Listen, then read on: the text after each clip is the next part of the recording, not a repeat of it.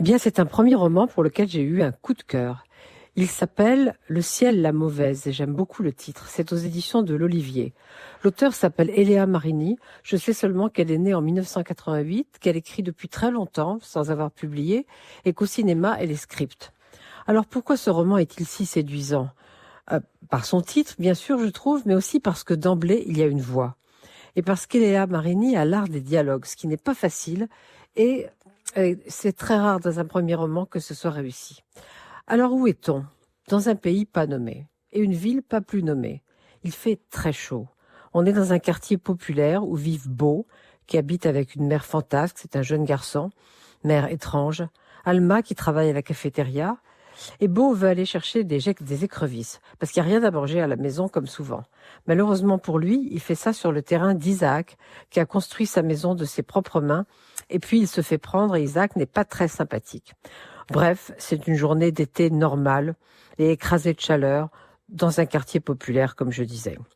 Eh bien, normal, pas tout à fait, car quelqu'un remarque que le ciel la mauvaise. Ça veut dire qu'une tempête se prépare. Elle arrive, cette tempête. Et plus qu'une tempête, c'est un ouragan. Le jeune garçon Beau veut sortir parce que sa mère n'est pas à la maison, donc il veut la chercher. Mais, écrit Eléa Marini, il vacille comme une flamme, poussé par les vents qui décident pour lui de la route. Déséquilibré, il chute, se relève, chute encore, il continue à l'aveugle, incapable de se diriger, de savoir où il est. Il comprend alors qu'il peut être emporté, si petit qu'il est, cogné et bazardé comme un rien. Il s'agrippe à un poteau, ses mains glissent sur la surface mouillée du métal et il s'accroche comme il peut, craignant si fort d'être pris, mâché, puis rejeté seulement comme on recrache de la viande. Dans sa poitrine, son cœur grossit, il lâche le poteau, fait quelques pas encore, s'affaisse dans l'eau qui monte. Évidemment, il commence à pleurer et Alma, elle aussi, est en danger. Isaac, lui, il est au volant de sa voiture, donc il est un peu plus protégé, bien que ce soit très très difficile de conduire dans ces conditions. Eh bien, il les recueille tous les deux, et puis il fuit la ville comme tous les habitants qui y arrivent. D'autres, évidemment, seront tués et d'autres, on ne sait pas où ils sont. Ces trois-là ne sont liés par rien, en fait, sauf par leur fuite, leur désir de survivre. Beau ne cesse de vouloir aller chercher sa mère, dont on apprend qu'elle est au nombre des portées disparues, donc il la retrouvera probablement pas. Isaac est un type bourru. Il se dit encombré par ce gamin et par Alma. Pourtant, c'est lui qui loue un appartement pour eux trois, et la vie reprend avec des relations qu'Eléa Marini décrit avec beaucoup d'humanité et de subtilité.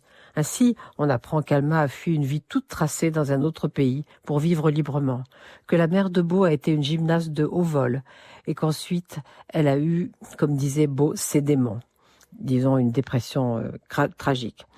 On apprend aussi que Isaac ne se remettra jamais de la mort de l'homme qu'il a aimé et de la manière dont leurs familles ont précipité le drame en voulant les séparer. Tout est dit avec délicatesse et Eléa Marini laisse au lecteur la possibilité d'imaginer ce qui va arriver. Beau ne veut pas aller à l'école, mais il travaille sur les chantiers avec Isaac. Alma travaille dans un restaurant. Elle brille par la qualité de sa cuisine. Est-ce qu'ils font, au fond, une nouvelle famille, maintenant que le ciel, la moins mauvaise, et que la chaleur s'est estompée, l'eau aussi, on arrive sans doute en automne? Eh bien, c'est à vous de répondre en lisant ce beau roman d'Eléa Marini aux éditions de l'Olivier. Je rappelle son titre que j'aime tellement, Le ciel, la mauvaise.